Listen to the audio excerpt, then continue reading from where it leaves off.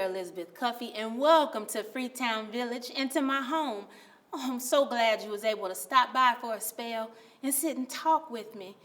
My husband, Isaiah Cuffey, he's not here at the moment. He's a barber at the Palmer House Hotel on Washington in Illinois. He's been quite busy lately. He's been in demand, working all times of the day and in the evening. I'm so proud of him. And me? Well, I'm a seamstress. I make some of the finest garments that you'll see here in Freetown Village. And one day, I would love to open a shop on Indiana Avenue. Can you imagine that? A colored woman owning a shop on Indiana Avenue. What a dream, what a dream. Well, Freetown Village, we are made up of some amazing people. Now, I'm a freeborn woman. I come from southern Indiana, but the residents of Freetown Village, we've come from all over. Kentucky and Virginia, North Carolina, all for the same thing. Freedom, a new life, opportunity. And that will allow us to pour into our children. See, this community, we believe in investing in each other and our children because they are our future. We teach our children about our history, their legacy, our culture, but we also teach them manners and civic responsibility, economic opportunity, and what that means for us here at Freetown Village. Now, I'm proud of this community. Some would call me the first lady of this community. My husband, Isaiah, founded this community, and I'm so proud of what we do here. But you don't have to take my word for it.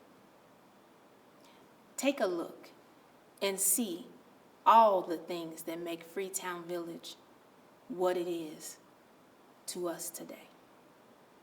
What is Freetown Village and why did you start it? I'm not sure why I started it, other than I felt that it was a good way of teaching history. And Freetown Village is a living history museum that educates the public about African American history and culture. And we do that primarily through the performing arts. So we'll use theater, storytelling, music, workshops, special events to teach history. And we tour. So it's not a destination yet. And I say yet because it has always been the plan. But we tour throughout the state, basically throughout the Midwest, with one of our numbers of programs. We have over 15 different programs. And each one can stand alone and present, whether it's a half-an-hour show or an hour show, or we have some full-length productions. So it's teaching history. And we believe that by showing people history, they're more likely to get it, participate in it, and understand it. Well, living history is we research history. We want to make sure we have the facts. And instead of reciting the facts, we show you the facts. So we would create a character. Let's say we're talking about churches or religion, organized churches. Well, we can talk about first African American church was in such and such and such and such. And in education, we know that we remember maybe 10% of what we hear, but about 90% of what we experience. So it's creating that experience. So to talk about the church, we would create a character who knows about it, who could talk about it from a personal point of view. That depends on the time period. As a character they have on clothing that's appropriate to that time period, their continence. You have to keep that into consideration. What was a minister like in a community? Our first time period that I chose was 1870. And so you say, why 1870? Because it was 5 years after the end of the Civil War, when a lot of our communities were starting. People were migrating from the South, establishing their own communities. A lot of the HBCUs were started in the 1860s and 70s. People were moving from that plantation life to establish their own independence. We had blacks who were running for political office and running and winning. And the churches, the schools, the economic development, that was happening for us. The people that I train, we call interpreters. And as a first person interpreter, you are the person in whatever time period that you are telling the story. That's our interpretation form of choice, because if I am portraying, and my first character that I portrayed was a school teacher. Where did that come from? Well, I had been teaching, so I was more familiar with being a teacher. So that was the first character that I portrayed. So again, it was comfort for me to portray that character, but knowing that I could manage a classroom, I could certainly manage an audience. So in theater, you call that the fourth wall. And if you've ever seen a traditional theater production, you as the audience are sitting, the actors are on stage, and there's no eye contact.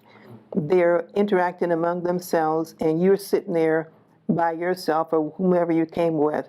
But in Freetown Village, when we break the fourth wall, we see the people, we talk to the people, and sometimes we ask them to do certain things. Well, people who are used to traditional theater like, what's going on here? But after they get into it, they enjoy it because it gives a comfort level. When we talk about Black history, a lot of people, the wall goes up. I don't want to hear about that Black stuff. But when they like stories about people, and we are telling people stories, the people that we have chosen to tell are Black people.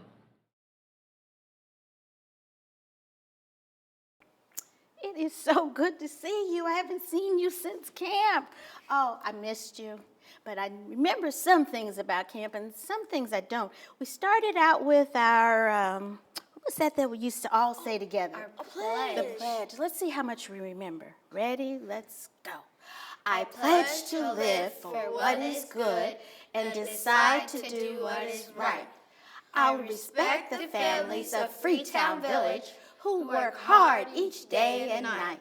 With my parents beside me to love and to guide me, I'm sure that I will become a valuable person, a golden treasure, for I'm proud of where God's brought me from. I give my allegiance to always obey our laws for right and not wrong, while trusting the Lord's hand to guide and command. I'll march on with freedom as my song. Yes, I remember every day as starting with that. And I also remember one day of the week we would always go on a field trip. Let's see, one of the field trips we went on and we picked something. What did we go pick? Strawberries. Oh, we picked strawberries. But do you remember what happened when we got there? We would pick from the ground, and we would put them in the basket, and we would bring them back to camp. Yeah, once we got them back to camp, how did we prep them?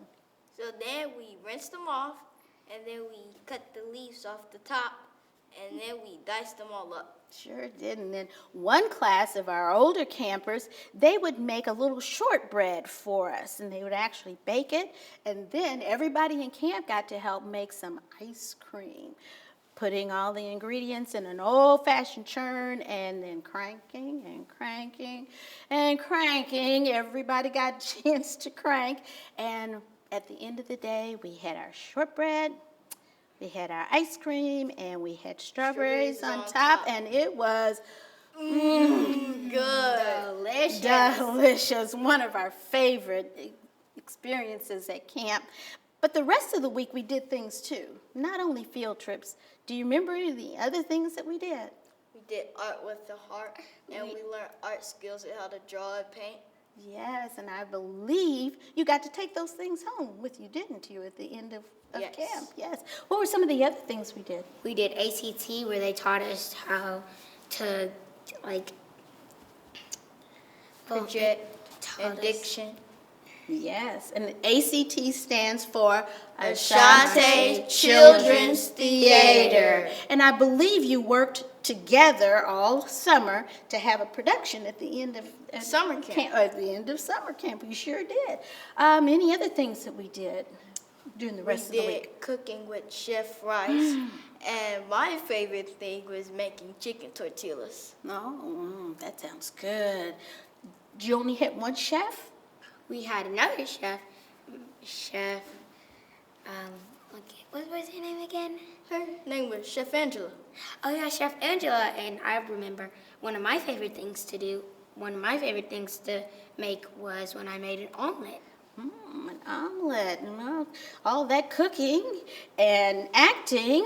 Did you do any other things during the rest of the week? Did you have any other special also people? Had algebra project, and we learned math skills like addition, subtraction, Division. multiplication, and division. We sure did. Yes. And we did chess some days. Yes, everybody got in partners. They had their own chess mat, and they had a master to come and teach them the moves, and you played chess.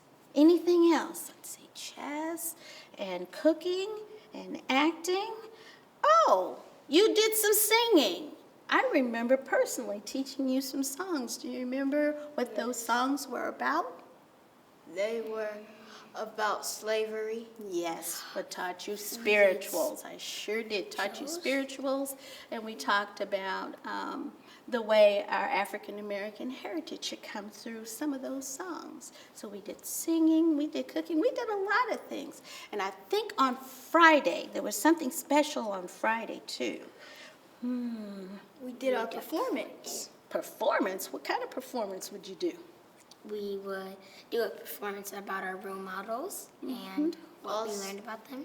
And also their lives. And their lives, and usually those role models actually came to hear what we had done and what we had learned about them, and we got to meet them. Now, that was a long, long time ago, but we have so many things that are still fresh in your minds, and that means that those experiences were important to you. We always end a camp with our camp songs. So let's see if we remember that. Ready? Boom, boom, boom, boom, boom, boom, boom, boom. We come to our promised land, Freetown Village. Our God has taken us by the hand, Freetown Village. We come into the promised land. Our God has taken us by the hand, and we're free forever at Freetown Village. Boom, boom, boom, boom, boom, boom, boom, boom. Come to the promised land, Freetown Village. Our God has taken us by the hand, Freetown Village. We come into the promised land. Our God has taken us by the hand. We're free forever at Freetown Village. Boom, boom, boom, boom, boom, boom, boom, boom, boom. Now, wasn't that just wonderful? I'm so proud of what we do with our children here at Freetown Village. Now, tonight, we are here to showcase Freetown Village, but also to celebrate two of our past honorees. It is my honor to introduce you to Layla and Joshua, two of the Freetown children, who will tell you just who these honorees are and what they mean to Freetown Village. Good evening. My name is Joshua Appleton, and I am in the 5th grade at Tinley Summit Academy. I've attended the Freetown Village Summer Day Camp for 4 years, and I'm here to introduce our role model who visited us at our summer camp, Mr. Rodney Reed. Rodney's mother was always pushing him about what he wanted to do as a career. The only thing Rodney wanted to do is go back to the East Coast. After graduating from Appleton High School, Mr. Reed's first college choice was Hampton University in Virginia. Howard University was also on his list. Those were the schools he chose because he was interested in architecture. He also wanted to attend a historically black college or university.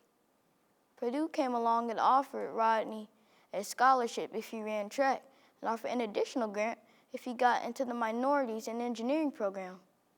Rodney accepted that opportunity, but didn't like Purdue because it was very cold. However, Purdue proved to be a good educational experience for him, and he did enjoy track and field as well. After college, Rodney Reed returned to Indianapolis to work at an engineering firm and eventually opened his own RLR Associates, an environmental graphic design firm. Mr. Reed began thinking of his firm as a teaching tool, and along the way began to share his passion for motorsports with young people. In 2000, he co-founded NXG Youth Motorsports, a nonprofit organization for kids like me. Their mission is to motivate and prepare youth, especially those of color and from underrepresented communities, to be conscious drivers through exposure to motorsports. Mr. Reed never accepted the term Hoosier and never wanted to be a Hoosier. But when he looked over his life, he found Indianapolis to be a pretty good place to be. My first recollection of Freetown Village was about 20 years ago when we had an opportunity to work with Ophelia Wellington and her group with my design business. And I was so impressed with the type of work that they were doing that I wanted to learn more about it. And everything that they did, from their reenactments to all of the teaching that they were doing for the kids, just made me feel like there was an opportunity for young people to really get an idea of our history. And years later, after we had an opportunity to work directly with them on some promotional things, I was really blessed and fortunate to have them honor me as sort of a local person that was successful in business. And being able to do that with them, telling my story, giving a little bit of local history about high school and growing up in Indianapolis, was really, really, really something that I thought was just an unbelievable opportunity for young people to learn. And so later on, I thought if I could have an impact with them or have some experience and engagement with them, that it would be great. So several years later, along with NXG, our youth motorsports program, we had an opportunity to have a few of their young people that were in the program come and participate in our program. And so that gave me an opportunity to learn a little more about what they were doing. And it sort of culminated with the idea of their Freetown Village summer day camp, where these young people would actually act out who I was and tell my story and do it in such a way. They invited me in to see their stage activity and the kinds of things that they were learning in the summer. And I was blown away. I had no idea that they would tell my story in such a way. And some of the things that came to mind was they mentioned things that I had forgotten, even though I had shared that information with them. But the young people and the kids that they serve, I think it's so important that we continue to have organizations that do that in Indianapolis. So when I think about preservation of our history, our sort of local story, it's so important that we support Freetown Village and what they do. Good evening. My name is Layla Heron, and I am in the 3rd grade at Avondale Meadows Academy. I have attended Freetown Village Summer Day Camp for 4 years.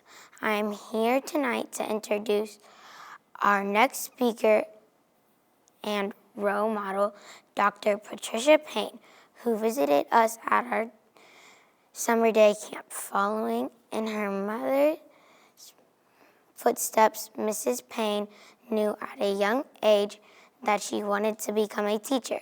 She graduated from Indiana University with a degree in elementary education. Mrs. Payne taught 2nd grade and IPS for 25 years. As a teacher of mostly African American students, she grew frustrated with the lack of diversity in the curriculum, and she and a few other teachers wanted educational resources that reflected people of color and shared their concerns with the school leadership. They were successful, and IPS began to make changes as the school district began taking steps to address the ethnic diversity of students' population. The superintendent of IPS called Mrs. Payne out of the classroom in 1987 to design the district. The Office of Multicultural Education, which has now evolved into the Racial Equity Office. This special assignment moved her passion for teaching to another level. Mrs. Payne is now directing the massive racial equity training of all IPS employees. Additionally, the board unanimously approved a historic racial equity policy, 1619, and a Black Lives Matter resolution that began as a moment has now become a movement with the goal of an IPS community where student outcomes can no longer be predicted by race or ethnicity. HOTEP. As a financial supporter and honored recipient of the Freetown Village Making a Difference Award, I've been given 2 minutes to tell you what most of you in this virtual room already know, and that is this. When you support Freetown Village, you're also supporting the many lives whose brilliance has been touched and illuminated throughout the years, which really means you're supporting yourself because these are our children. Freetown Village is all about teaching our children the truth about who they are, where they come from, and what they must do to continue the magnificent legacy left by their ancestors and elders. Through these remarkable programs, such as my favorite, summer camp, our children are exposed to the greatness demonstrated by the power that resides right here in the midst of our own communities. Proverbs 22:6 tells us to train up a child in the way he or she should go, and when they are old, they will not depart from it. Please give, and give generously. Enjoy the rest of the program. Aren't they lovely people? Do you see why we chose to honor them here at Freetown Village? It warms my heart, the commitment of our community to our children. They are the future. They are the harvest of what we sow. But this night would not have been possible without a vision of sharing our stories and keeping our legacy alive. And that vision lives in the life of one woman, the founder of Freetown Village Living History Museum. I bring to you Miss Ophelia Wellington. Thank you, Sarah Elizabeth, and thank you all for tuning in tonight.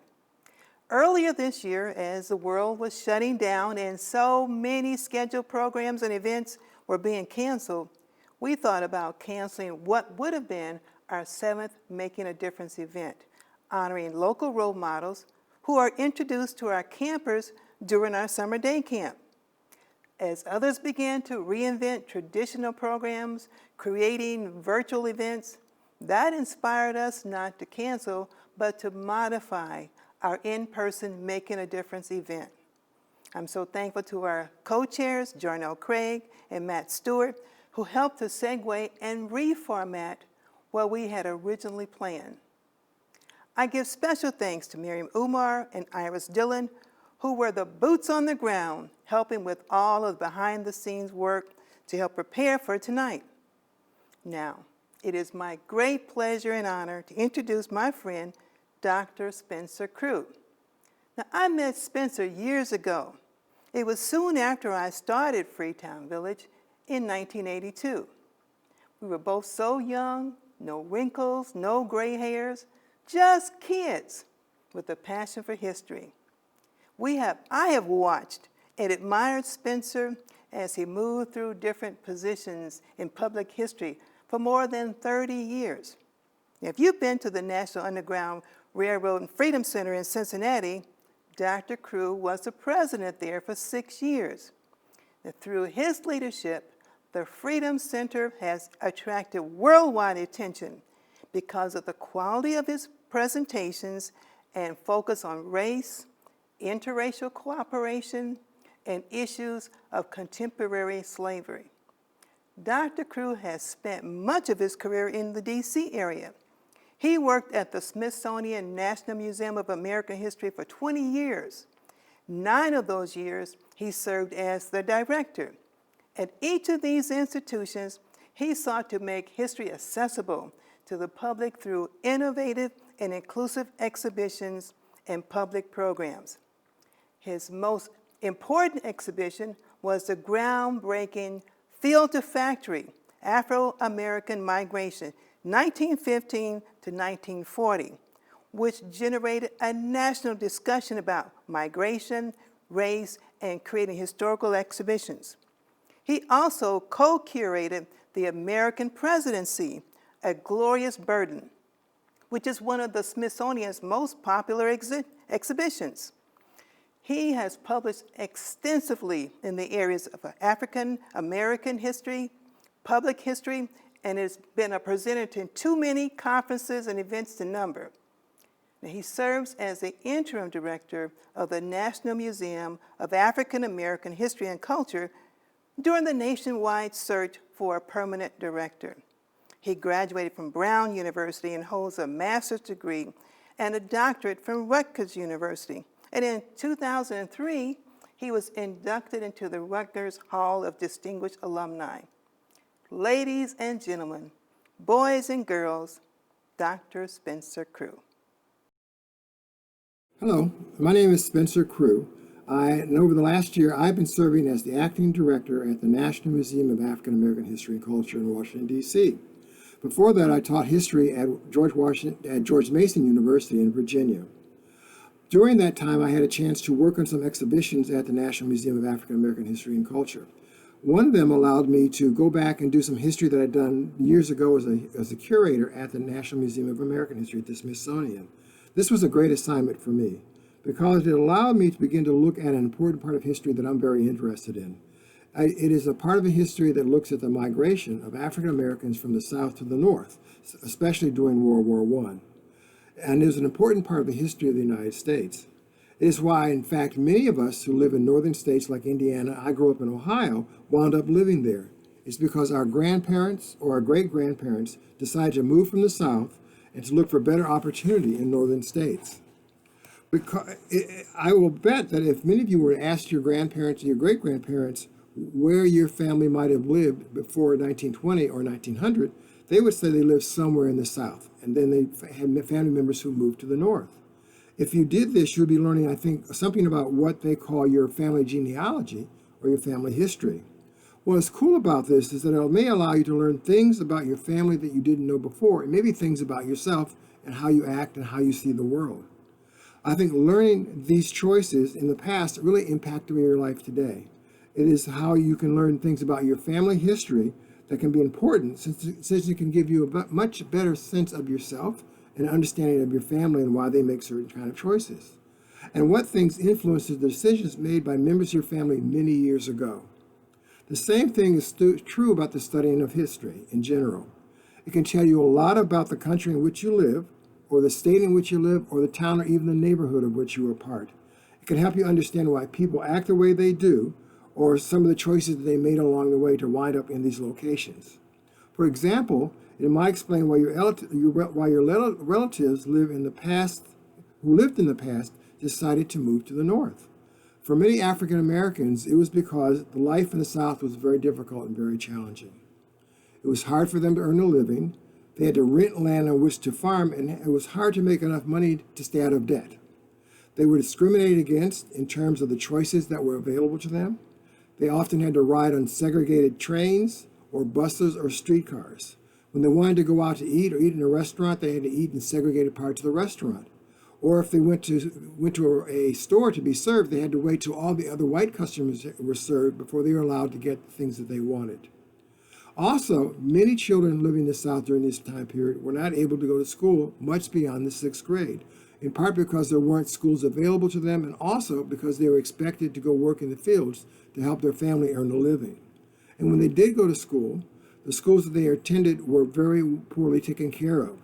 They were very old, they had few supplies, and the books were usually hand-me-downs from other schools. This is why many people decided to leave. They were hoping to get better opportunities for themselves and maybe for their children. I know that my grandparents left South Carolina because of these problems, and they eventually settled in Cleveland, Ohio, where I grew up with my family. For me, this is the usefulness of history, because it can show you how things were before you were born. For people like me who work in museums, it's important to know and preserve and share these stories with others. We think it's important to maintain this history. We know that if these stories and the objects that are part of these stories are not saved, they will disappear, maybe never to be seen again. And if they disappear, it prevents the story of African Americans' contributions to this country to also disappear. For a long time, many historians took the positions that African Americans did not have much to offer to American history. If they talked about African Americans in American history at all, they would talk about slavery, Harriet Tubman, and maybe Frederick Douglass. Beyond that, the assumption was that there was not much more to be learned. That changed, though, as African American historians and other scholars began digging into the records and interviewing people and locating material that told a much different story.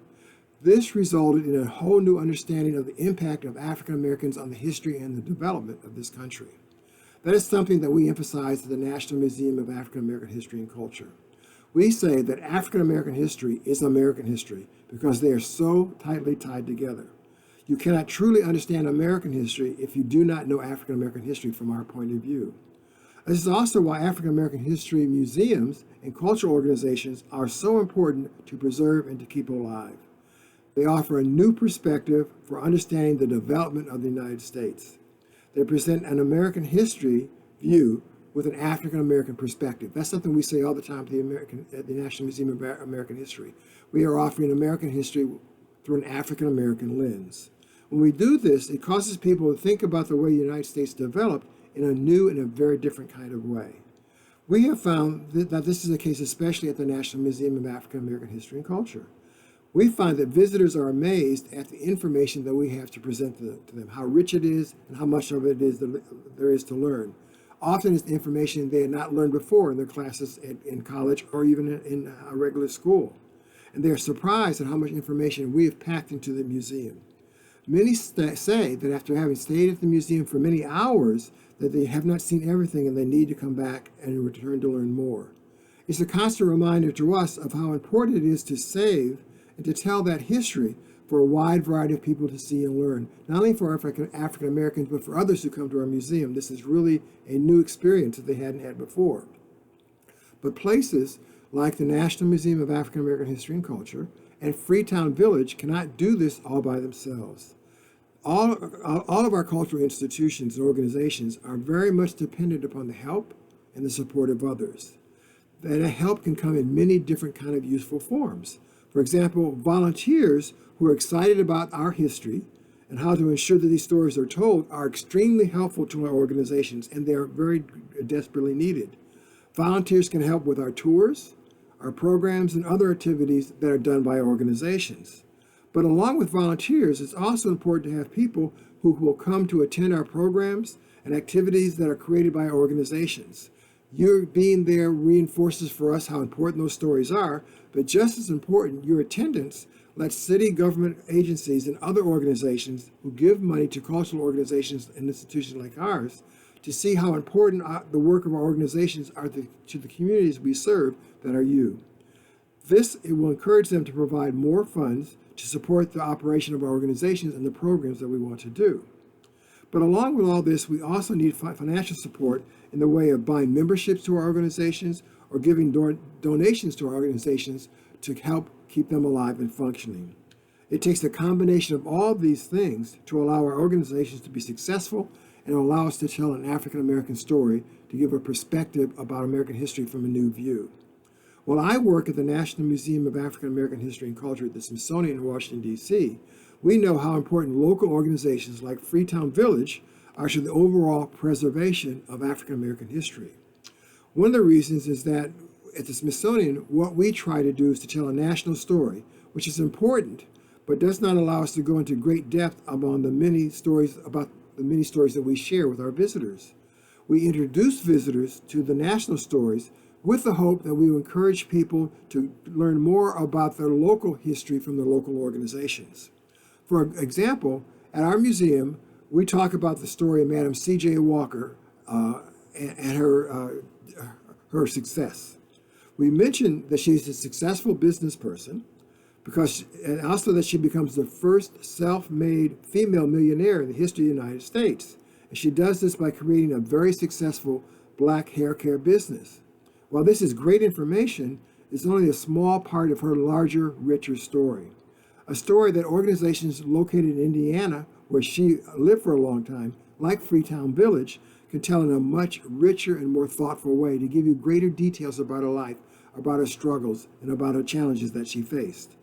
That is why it is so important to support your nearby local history organizations. There's a rich story right here where you live that you need to know.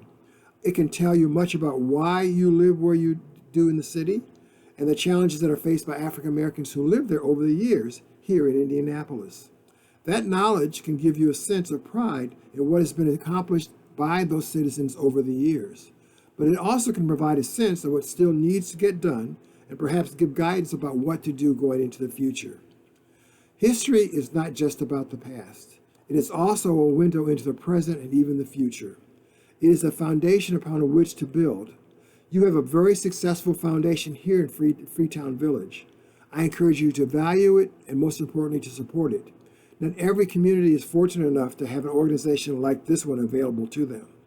I thank you for allowing me to have the chance to be a part of your program this evening, and I hope that you will continue to value Freetown Village as much as I do. Thank you very much.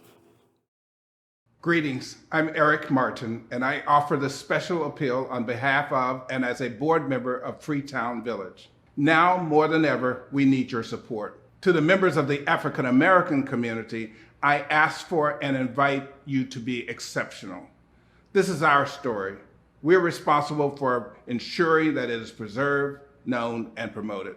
So much is different in America this year. So much is at stake in our present and for our future. The election is over, the future is now.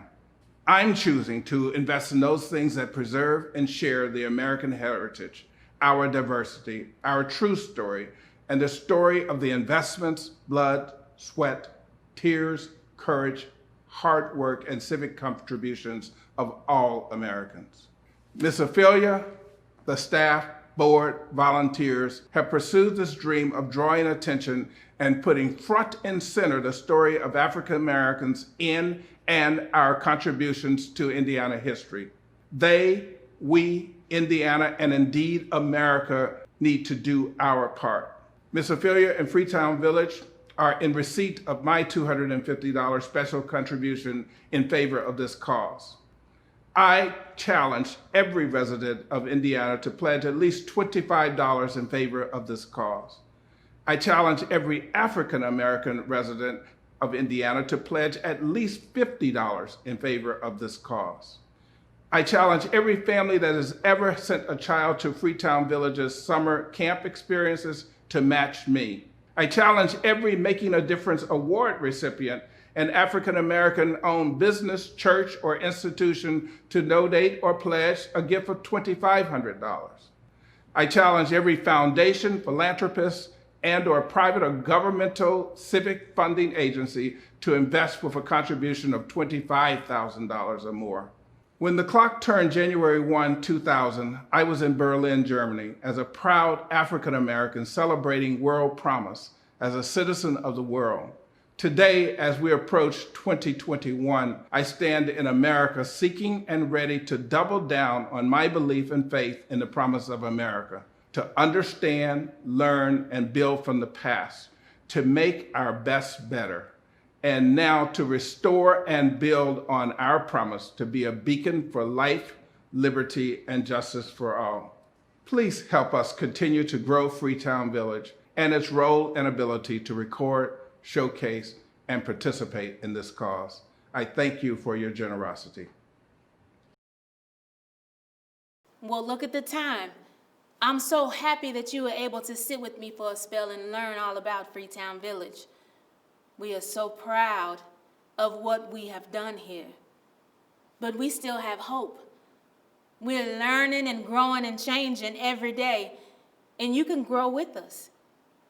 So if you have not already, would you consider a contribution?